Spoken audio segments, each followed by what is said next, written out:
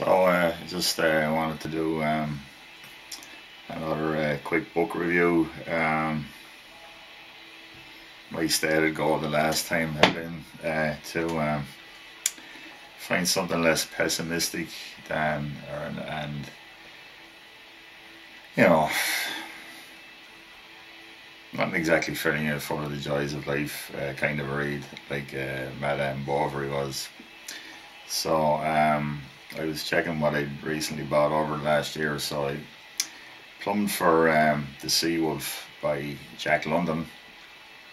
I previously read White Fang and The Call of the Wild many years ago, and they were two absolutely awesome books. So I was very much looking forward to The Sea Wolf, and I thought the setup of the book, you know, the predicament of Humphrey van Weymand at the hands of the fairly demonic Wolf Larsen on his fishing or sealing vessel, the Ghost. It sounded like just a ticket.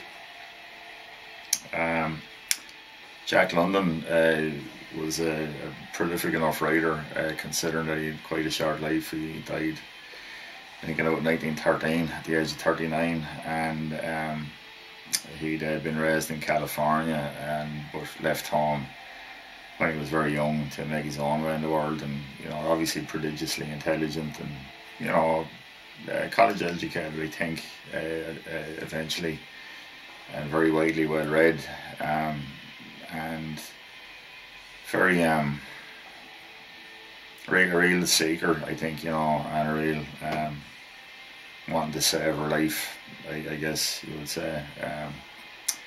A lot of his writing was informed by the work experiences he undertook throughout his life. So he had 7 months on a sailing ship as a 17-year-old, which obviously formed the basis for a lot of the detail in The Sea Wolf. So that and many other things, like working in the Yukon, as a gold prospector, heavily influenced his writing and gave it that very rugged, and very masculine edge, which is pretty important to the themes of this book. The basic situation of the story's protagonist, Humphrey van Weymand, is that he's on a trip across the San Francisco Bay on a small boat, and in heavy fog are sunk by a large passenger ship crossing their bow, and he's almost at death's door in the water, and a sailing ship that had set sail from San Francisco picks him up out of the water. And this is where, of course, the story begins. The captain of the ship, Wolf Larsen, almost immediately has an opportunity to put the Humphrey on a returning sealing boat that is on its way back to San Francisco, but he won't do that. He keeps Humphrey on the boat and says that he'll see out the sealing season within 6 or 7 months, and then will be allowed to return to San Francisco. And the book then unfolds basically as the Van Weymand experiencing some extremely harsh lessons in sea life and hardship that he had been very cocooned from in his intellectual existence, as a book reviewer and a very literary fellow. And it's the book unfolds in that manner. We are very soon introduced to Wolf Larsen's sadism, and we discover quickly that Wolf Larsen is an extremely intelligent individual. This isn't mere brutality, it's very calculated, and it's an outworking of his extreme pessimism. We know from Jack London's kind of biography that he was very heavily influenced by Nietzsche and Schopenhauer, and it's that type of philosophy, that sort of existential, just sort of kind of Wolf Larsen's view of sort of purposeless or pointlessness of human existence, anything other than merely existing.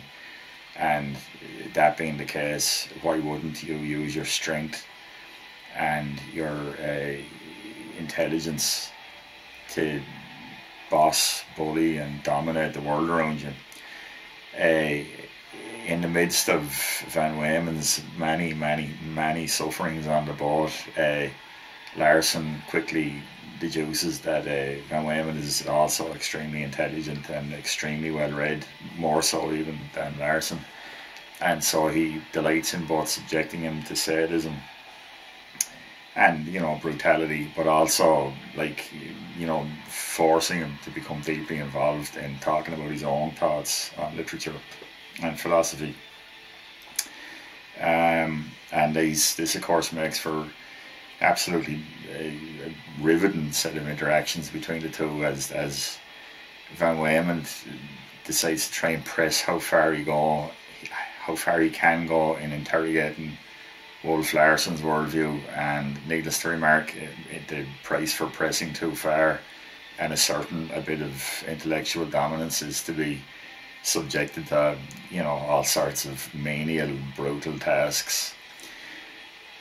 So yeah, I mean, like, one of the main themes of the book is definitely an exploration of masculinity and that journey for Van Weymand, he's a thoroughly decent character, but absolutely cosseted from any kind of physical hardship at all, and his time on the Ghost is a very cruel, brutal, but probably very redeeming ultimately experience for him.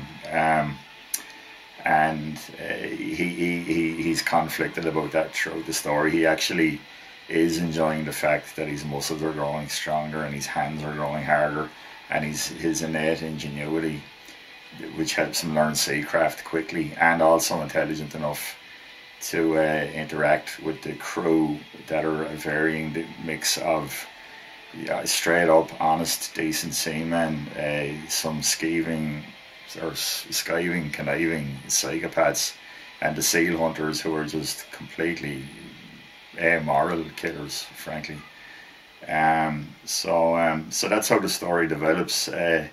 There's a rather bizarre, I wouldn't say bizarre, but there's a homoeroticism as well to the relationship between Van Weymand and Larsen. Larsen's depicted as an absolutely Superman character, like both in perfection of physique and appearance. It seems to be also an outworking of his formidable intellect and powerful, willing to assert it on anyone type of intellect, which seems to have a profound effect on Humphrey Weymand in certain circumstances. All well rendered, all jolly interesting, and, you know, all seamlessly fit into the narrative of the story.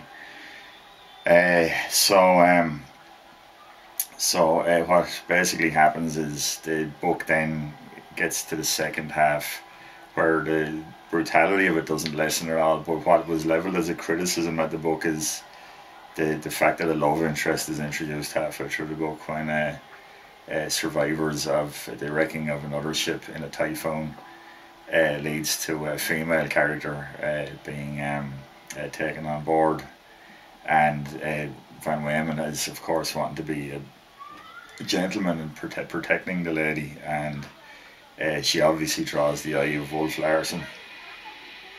So the story basically involves the two of them making an escape into one of the sailing craft and taking supplies and survival measures, you know,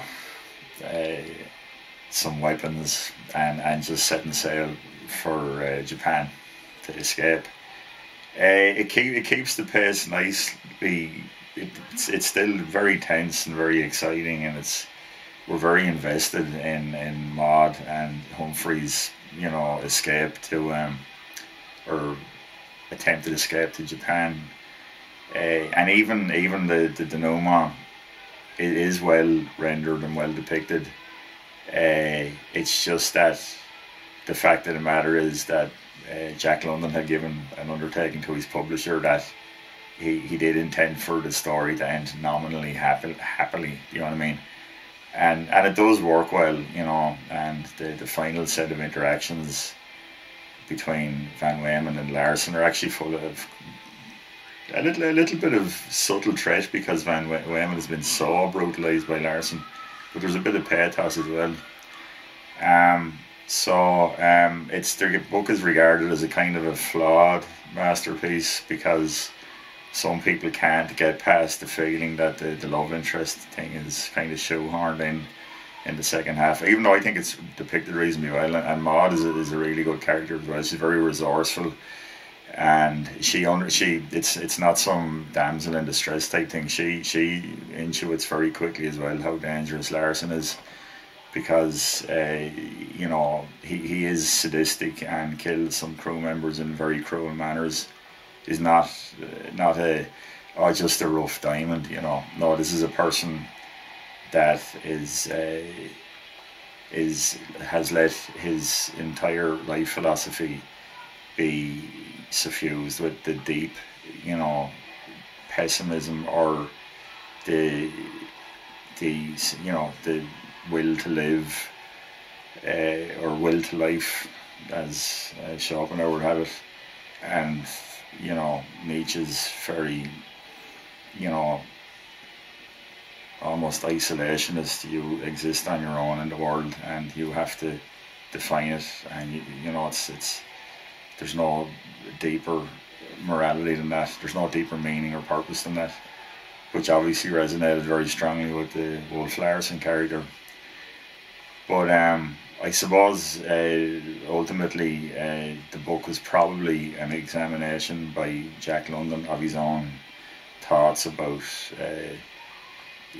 masculinity and purpose, and struggling to find meaning, possibly, and not being willing to accept the easy answers, possibly maybe articulating a need to have deprivation and hardship in great measure as a means of boiling away maybe some of the frivolities of your life, which is a tough thing to contemplate if you're going to start waxing lyrical about how the world ought to be. But I have to say I do find a lot of that does enervate me a lot to think about that type of a worldview. So maybe White Fang and The Call of the Wild might be a more better introduction to Jack London, but I definitely would recommend it as a read, and it didn't give me the pessimism hangover that Madame Bovary did, for which I'm grateful. So thanks for listening.